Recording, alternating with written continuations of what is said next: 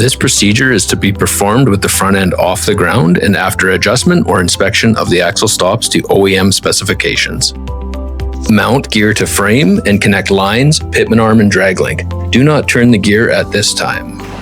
Top off reservoir and start engine. Inspect for leaks.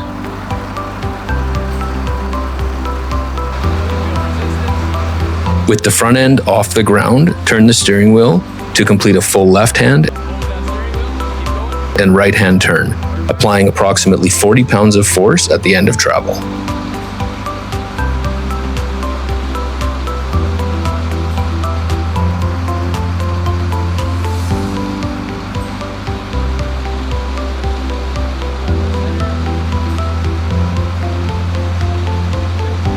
With the Poppet set procedure complete, inspect for leaks, top off the reservoir as needed, and test drive.